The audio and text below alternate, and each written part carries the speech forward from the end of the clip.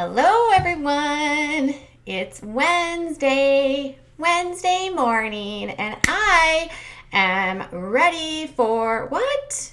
Teen Mom OG recap. That's what it is. Every Wednesday, that's what we do at Without a Crystal Ball, at least during the season. Okay. So, before we get started, isn't this shirt the cutest? Good mom, bad mouth. Yeah. True story. So I ordered a bunch of shirts last week when I was feeling a little frumpy. Like this whole situation in the world has me feeling like, ugh, like I'm eating a lot and I'm comforting myself and I'm thinking I've gained all this weight. Well, I sent my husband to get a scale and it turns out I didn't really gain anything, and I bought a bunch of shirts that are too big. But hey, it's super cute. So I think I got this at Maurice's. Anyways, all right, welcome to my channel. If you are brand new, that was my sidetrack. Okay. So, last night it was episode I Am Not Okay, and it featured a lot of different topics. We had Bentley, and there was a discussion about Bentley going to private school. There was the aftermath of Mackenzie's loss of her mother, Angie. Amber's boyfriend, Dimitri, showed up from the Netherlands or Belgium, I'm sorry, and he was staying for 3 months. Cheyenne was dealing with Corey being gone at the challenge and having Ryder be in preschool, or like a preschool. And then Catelynn and Tyler dealing with some issues with their friend Ashley. So this episode was packed, jammed full of stuff, and this is where we're going to get started. So the episode opens up with Amber. I've noticed that a lot of the last few episodes have been with Amber for the first storyline. And I've noticed as well that Amber doesn't really appear as much in the show as some of the other girls. I don't know if her story is cut because Gary is so prominently featured, but her time on screen is a lot less than some of the others. But I digress. Okay, so it starts with, this is really weird, you guys. By the way, if nothing has taught me this season that Gary and Christina are amazing actors and actresses, this is where it's at. Because it starts out with Amber basically saying that Dimitri's arriving, she's nervous, and because she's nervous, Gary's going to bring her to the airport. Does she not have any of her own friends? Like, why does Gary have to do everything for her? Or is it just that nobody wants to be filmed with her? I don't know. But it seems like Gary's the only person in her life right now, period. At least on film. So she wants Gary to help bring Dimitri because she's not met him and she doesn't want to be seen, and she wants Gary to walk into the airport and pick him up. So she obviously has this inclination that she knows that it would be inappropriate or maybe shocking if people saw that she had moved on already, given the fact that she had just been in court. So clearly she has the wherewithal of understanding of the public perception, but it didn't matter to her, so she still used Gary to pick him up. So it goes back to Gary and Christina talking about why they're going to do this, and Gary explains that, Amber doesn't want to be seen, and he wants to help her, and I don't know, be there for her. And then Christina's like, well, so is he going to be here for good? And Gary's like, no, he's got kids back in Belgium. He does. He has 2 children. So he will have to go back. And then Christina asks him a really weird question. She's like, did you talk to her about birth control? And then Gary's like, well, yeah, I mean, she met Andrew, and then 2 to 3 weeks later, she was pregnant with James. You guys, Amber's 29 years old. Do we need to have these conversations with 29-year-olds? Seriously? Like, obviously, I know you don't want someone to get pregnant again after they've lost custody of both their children, but at the same time, like, seriously, if I feel like everyone in her life enables her and coddles her, she's never going to do anything for herself. But that's my opinion. Anyways, Christina makes a joke that she should use some of the It's Gary Time latex goodies that he made a few years ago that you put on your willy. And then he picks Amber up and he's like, so are you doing anything not to get pregnant? And she's like, oh God, Gary. And then she laughs and she's like, maybe I need some of those Gary Time rubber things. But she says the actual word. And then Gary gets out of the car when they get to the airport, and he goes into the airport to get Dimitri, and then Amber walks up to Dimitri, and it's really weird because she kisses him, and it's like the most I'm so excited to see you kiss. Like, you're just meeting him for the first time after talking to him online, and it was just like, It was just awkward. Okay, anyways. And then as they get into the car, Gary hands him one of the It's Gary Time things. And then Amber jokes and she's like, oh, I totally needed one of these. I want to keep some of these for safekeeping. Okay, now over to Cheyenne. She's with her parents and her sister, and they are talking about how Corey's gone. He's with the challenge. She wants to give Ryder some more structure. So she's enrolled her in this program, basically where she's going to go to a preschool prep class. It's kind of like a 2 to 3 hour sort of class that helps kids get ready for school, learning about being away from mommy and daddy, especially if they have not been in daycare before. And Ryder stays with Cheyenne all of the time. She says that she doesn't want Ryder to have any other friends because she says, I'm her friend. Which I'm sure was a little bit tongue-in-cheek in a way, because all mommies feel that, especially when they're that age. It's hard to let go, especially when it's time to get ready to go to school. Ugh. It's tough. So she says that Ryder really wants to go to school. So to prep her, she got her a little backpack, and she's going to tell Corey all about how they're going to do the prep class, because her parents were like, well, how do you think Corey will feel? And she said that she thinks that Corey will support it because Corey actually wants her to have more structure. So yay for a good step for Cheyenne. Okay. So on to Mackenzie. They are at a memorial for Angie at the school that she attended, and a couple people speak about, just what an amazing person Angie was, and how her valiant fight was not in vain, and that she ultimately, won the battle because she's with her Savior, Jesus, and that she's not necessarily like sad. She's glad to be where she is, and that we should all just be grateful and happy for the time that she has. And they had these like really sweet photos of her, and it was a very somber event, and it was touching. It was touching to hear some of her coworkers say very nice things about her, and the family wore matching shirts, and they all sat very quietly and stoically and emotional. Some of them were stoic, and then others were crying. So and then they go back to Mackenzie's house, and she's talking to the producer about they're at the, it goes to Mackenzie with her friend, and they're at a spa, getting like a pedicure. And she tells her friend that this is kind of like the calm after the storm, which a lot of people will say after the loss of someone you're around. People sort of like gather around you when you're going through it, especially when someone's been sick and you're around people forever. And then the services happen and everyone is there for you, and you get meals dropped off and everyone's doing things for you, and then suddenly you're alone. And that's kind of where she's at right now, talking about how it's like everything's gone, the dust is sort of settling, and she's trying to get back into her everyday life, and it's been really hard. She admits that she's crying a lot, that some days she doesn't know what to do with the amount of pain that she's feeling, and that Josh actually is struggling to help her. And there's days that she really has a hard time getting out of bed, and that it's not okay. Now, yesterday on Instagram or on Twitter, Mackenzie did make some comments about how she's upset with the way that MTV portrayed this. But after watching some of this, I will admit that I think that my gut reaction was like, oh, this is so terrible. But in the other part of it was like, she came back to the show, and part of it was that they wanted to show her mother's fight. And that being said, like, I think there's some value in people seeing grief in a really raw and emotional way. And so as hard as that was for her to rewatch this, I think it will help people because she was very, I don't know, raw and real. And I will say Mackenzie, of all the girls, tends to be the more real and raw with her emotions. So on to Maci. Maci and Taylor are talking about how Bentley wants to go to private school. Okay, so last season, Jen and Larry offered to help pay tuition if they wanted to put Bentley in private school.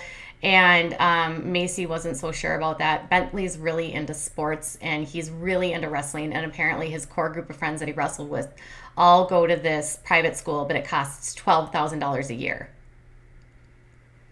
Okay, and she says that she's been dead set on public school, and she wants Bentley to learn to deal with all kinds of different people, which is true. Private schools tend to be a little bit more homogenous. They don't have as much diversity, and they don't have a lot of, like, in many different respects, because of the aptitude that you have to get into these schools. So you don't see kids that are struggling as much. And she said that, he's doing really well in school, and that they told him that they wouldn't consider doing this unless he did really well in school. And so he had to get really good grades. And she said that he has the highest test scores in his 5th grade class. And one of the moms that was registering for the school, the private school, said that registration was happening now and they'd have to get it done if they wanted to do it now. It would have, like, once it's done, it's done. So Taylor and her sort of like talk back and forth about it, and they sort of decide whether or not Bentley's going to take the exam. Okay, then over to Catelynn. It's Nova's 5th birthday. What? When did Nova turn 5? I feel like she was just born. By the way, Nova is still my favorite. She is the best, the most cutest little girl on that show. I just love Nova because she's always just like so peppy and full of life, and she has the cutest little voice. And it's her 5th birthday and they're celebrating. And then they go back home, and it's Ashley is still staying with them, and Ashley and Kate and Tyler are telling the producers that they caught Ashley lying. And so apparently Ashley had told them that she was going to be going out with a coworker, and like the rules of the house are like she has to come home, she has to work, she's got to clean up, she's got to contribute, that kind of stuff. Well, she didn't come home, and so what Tyler said is he immediately thought that she was using. So what he did, of course, being the I feel bad for Tyler, you guys. He has seen so much like of this in his life that he automatically just like starts chasing these people around. He is like literally such an enabler, and he says that he like tracks her down to his ex-girlfriend's house, and he sees like the Challenger. So apparently she's driving Tyler's car, and apparently this ex is like someone that is really toxic for Ashley. And he took a photo of the car, and then he contacted Ashley to find out where she was, to see what she was doing, and he wanted to see how far she would take the lie. And she was like going along with it, and eventually he was just like, I'm done with this, and he sends her the photo, and she like was caught. And you know, like Catelynn's just like, she's still living the addict lifestyle, and this is really not safe for our kids to be around. And Tyler's like, you know, sobriety is the easy part. It's the getting better and the like day-to-day life that you have to get used to. You have to put the work in. Yeah.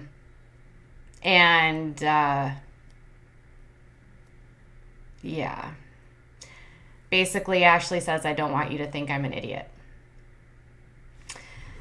So, anyways, back to Shay. I just don't know what to, you guys, before we even go there, I don't know what to think about this. Like, I know you can love someone and I know you can do this, but they have 2 little kids at home, and I just don't know why they continually put this kind of chaos in their lives. Like, you can love a friend and still have boundaries, and this to me just doesn't feel like they have boundaries with her if they're like chasing her down when they have kids to an ex-girlfriend's house because she lied to them. Like, that's just too much to me. And I know that they probably have good hearts, but come on, like, you have to let Ashley fall, and if you can't trust her, you just need to get her out of the house. That's just my opinion. I would not put my kids through something like that. Okay, back to Shy. Corey is gone on the challenge. He misses, and Cheyenne admits that she misses Taylor and Corey, and then Taylor is back, I think, in Oregon to visit her family, and she's like talking with some friends, and they're saying like, how does it feel to be home? And Taylor says it's really good. They have my family here to take care of me. She admits that her dad cries every time he sees her stomach because he's so excited for her.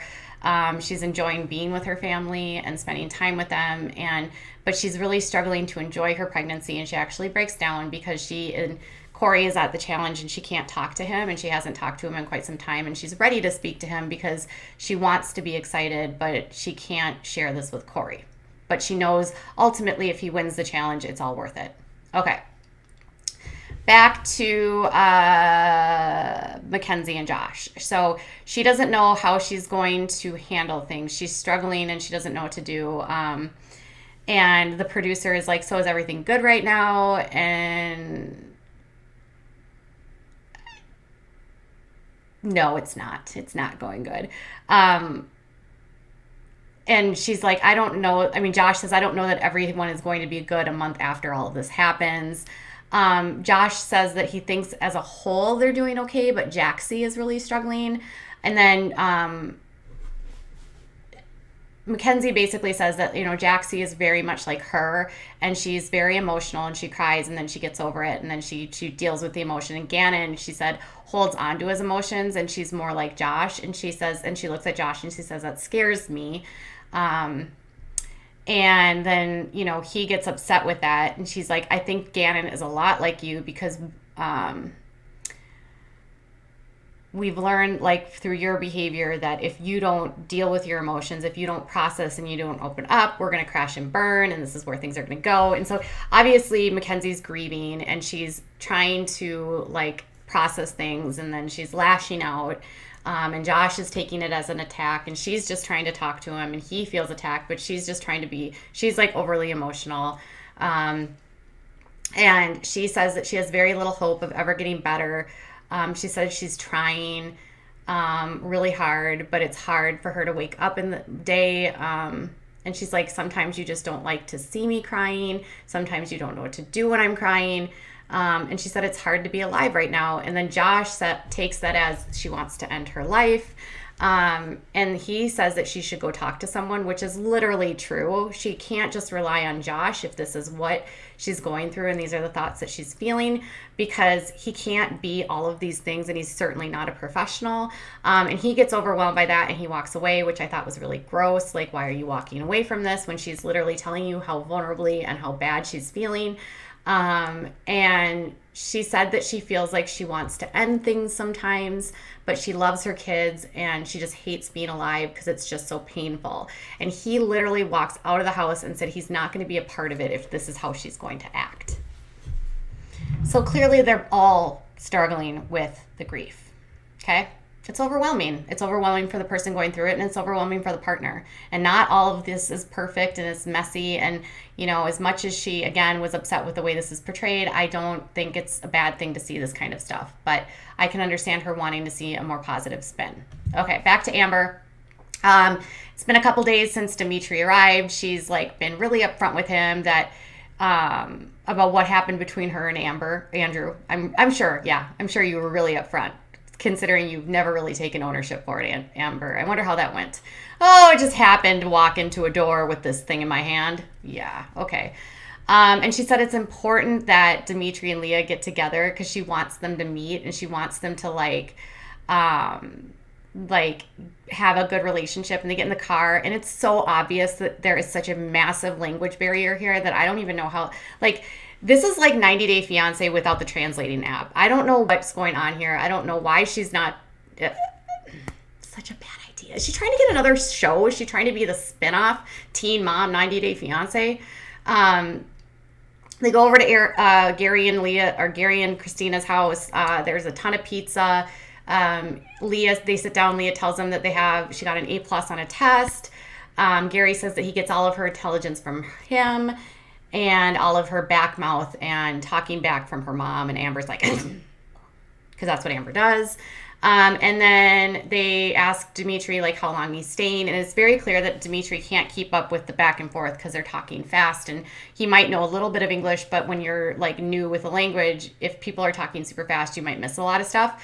And so he says 3 months. And then they ask Leah to ask him a question. And he says, what would you like to see in America through the translating app in French? And he says he'd like to see America. Yeah, okay. Sounds good. And then Gary told him that was a complete fail because he's supposed to say that he wanted to see Amber. And then everyone's like, and then it's clear that Dimitri has no idea what they're talking about. And he's just like, okay. Now, Ryan and Mackenzie, they are sitting and they're getting ready for the nursery. Mackenzie is talking about having, this is the easiest pregnancy she's ever had. It's a lot easier with him being around. And he said, I did get to see Jagger through a TV screen, so there at least was that. But yeah, he was, she was basically just saying she's glad that he's there for this one because he wasn't. He was in treatment, and then there was the other stuff he went to for a period of time. And then she asked him if he was nervous about having a girl, and he said no. And they looked cute. Ryan didn't look, to me, he looked good. I don't know. I still don't see what Maci's talking about, but we'll continue. And then Maci takes Bentley to take a test for private school, and she tells, since Bentley really wants it, she'll support his dream. seriously, there's a lot of things you can do to support your child's dream, but instead, rather than, giving him a $12,000 a year education. And then what's going to happen when teen mom income dries up? What's going to happen then? And you've got one kid that's already in private school, and you're going to set a precedent for your other kids. I just don't understand this. And it makes no sense. I just feel like it's going to breed an air of entitlement. But I'm not their parent, so whatever. Now, Kate and Tyler are actually talking to Ashley, and they're worried that Ashley might be falling back into her addict behavior. Ashley's there. She's back now, and they said, we just want you to follow the rules. We want you to be back at home when you're supposed to be back at home. And she's like, I regret not being here. I regret screwing up. And Kate's just like, as long as you're honest, we don't give it SHIT. When you lie, we care. And it felt like parents scolding a child, which again, not a healthy boundary, not a healthy relationship. Why is this person in your house? This is weird. And then Ashley basically breaks down and she's like, I don't want you to think I'm an idiot. We've been in this fight with me since it started. And I want to do so much better. I want to get the full trust back. And Tyler's like, you have to do all the steps. It doesn't just happen, and it's a process. And then they move over to a room with a chair, and they're talking about Ashley, Kate, and Tyler on a chair together. And he says that, Ashley has common sense. She's not a complete idiot. And then Kate with a really bad oh my God, the voiceovers are so terrible this season. It's so obvious how they're cutting storylines together here and trying to fabricate things. Because there's this voiceovers like, does this remind you of what you went through with your dad? And then Tyler starts talking about what he went through with his dad, and that it doesn't really matter what's happening because she's not a friend to him, she's family. Okay, so sometimes what the most loving thing to do with family members when they're dealing with things is to let them fall by themselves and pick the pieces up by themselves. So I'm not sure that these are healthy boundaries, but I'm not a psychologist. Okay, back to Mackenzie. She is upset because Josh just walks away, and she's crying, and she's talking to the producer that, this is what I deal with every single day. This is where I gather myself up, because her daughter's like, okay, mommy, I want to go to the trampoline park. And so she says, this is where I have to gather myself up, put one foot in front of the other, and get ready and take the kids and go. But she gets her daughter's hair braided, and then she ends up back in her bedroom, in a pile, crying and calling, Josh on the phone and basically saying, why did you leave? And he's like, well, you said you were going to go do something, and I don't want to be around that. And you can't do this to your children. And she's like, but you walked away. And he's like, you can't leave the 3 kids. I just don't want to hear it. And she said, it's how I feel every single day. And she's just bawling and crying. Josh continues to show that he's emotionally void. Part of me wonders if a lot of this is related to Josh not wanting to show his emotions on camera. I wonder what it would be like if the cameras weren't there. Okay, now Cheyenne, she drops off Ryder at school. Ryder's just like, bye, Mom. And she's like, beep, beep, beep, beep, beep, beep, beep. And she's playing with the kids and playing with the teacher and super excited, and is doesn't care that Ryder's there and that the mommy's leaving. And so then Cheyenne walks out, and she's just like, I could just watch Ryder all day. I like that kid so much. Can I just sit here? And then the producer's like, this will be good for you. You can have some time to yourself again. She's like, I don't want time to myself. I think you need this as much as Ryder does, Cheyenne. Okay, back to Maci. It's been a few days since they took the test. She's talking to Taylor, and she finds out that Bentley passed the test to get into the private school. He did really well, 101 something and something else for the testing. And they tell Bentley that, or they start talking about, if he can stay out of trouble, they might reward him for his, with school. Since when was a reward for good behavior a $12,000 a year education? I thought a Matchbox car, or a video game, or going to a sports camp might be an appropriate, reward, but a $12,000 a year private school? Okay, so he'll be excited to go to private school. So they basically tell Bentley that he did really well. And so they're going to go to the school to tour it. And they said, if we explore this option, you have to keep your grades up. You don't keep any of this, don't take any of this for granted. And like, don't think that this is for whatever. But I'm sitting there thinking, like, how does he not take this for granted when he literally just said, I want to go to school, and you just said, okay. He did good in school, so you give him private school? What? It's just so weird to me. Anyways, back to Amber. Christina and Gary are talking about how the language barrier between Dimitri and Amber is really hard to get around, but they did like him. They think that Leah enjoyed it, and but Christina made the point that she wants to make sure that she's not second to her mom. She wants to be number one, and that Amber needs to make sure that she continues to do that, which, by the way, Amber, you're not doing by already introducing a man into your life when you have all these things that you need to be working on for your, court-ordered probation. How do you make your children your priority when you have a new love in your life? You don't. Okay. Dimitri and Amber are sitting on the couch, and he's just like, I like to bring coffee in bed with you. Like, that's how their conversations are, because he can barely talk English. Like, he literally can't speak very much English, and she doesn't speak French. And so, like, she's like, well, what did you think of Gary? And he's like, he here for you. He protect you. It was good, but I don't understand. You speak so fast. Basically admitting that he didn't understand half of what was going on last night. He thought Leah was funny. He said that he will work, to have a relationship with Leah. And Amber's like, well, I just want to keep doing this because you need to have a good relationship with her. And, and he's just like, well, we keep doing this. It's a big change. But we will keep going.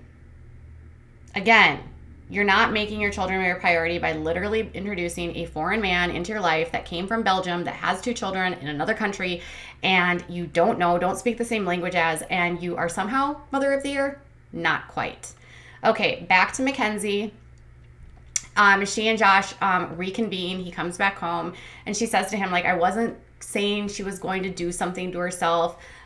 She said, I'm not going to do that to my children. She just said, I didn't think that her mom leaving was going to be this hard. And he said that he understands. But he said, no, I don't. I don't understand. I've never been through it. But I'm always here for you. You just have to let me be. And then she's just like, I needed you just now when you left. That's what I felt, Mackenzie. I was so there with you, girl, when he said that. Like, you're not there. Like, how are you there, Josh? And like, he's just like, well, it started with you saying this, and then you moving to that, and then saying that you're scared about Gannon being like me.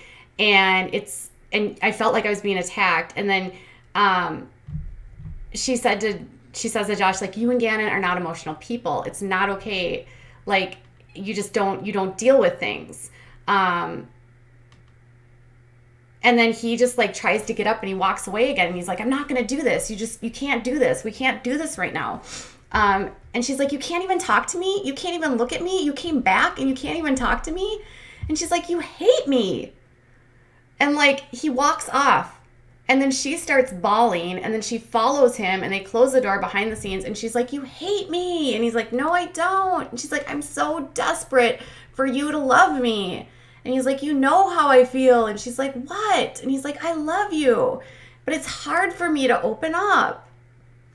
Breakthrough moment. And that is how the episode ends. So a very emotional one of Mackenzie's grief. Maci and Bentley going to school and giving him a $12,000 present. Amber bringing in the man who literally can't speak English. Cheyenne with Ryder taking her next step in life. And Kate and Tyler babysitting their friend. So Kate and Tyler, find some boundaries. Amber, get rid of the guy. Maci, don't award your children with $12,000 degree, private education. What's going to happen when Teen Mom ends? We know it's going to end. And Mackenzie dealing with her grief, and yeah, that's how we're doing. So next week, apparently, we're going to see Amber give Dimitri a lie detector test. Seriously. Bentley, something to do with school again. Kate and Tyler, who knows what will happen. Ryder, something to do with Ryder and Cheyenne. I mean, it's all irrelevant at this point. This show is just a colossal mess. All right, you guys. So I'd love to know what your thoughts are. Did you like this episode? Did you watch it, or did you just watch me now? What do you think about Amber bringing a foreign man into her life and saying that her children are her priority? What do you think about Gary and Christina having to babysit her? How do you think the portrayal of the fight between Josh and Mackenzie actually looked, given we know how Mackenzie felt about it? And what do you think about Maci giving a $12,000 gift to her son of going to private school? And Kate and Tyler babysitting her friends. All right, you guys, I'll be back later with more. Leave me some comments with your responses below.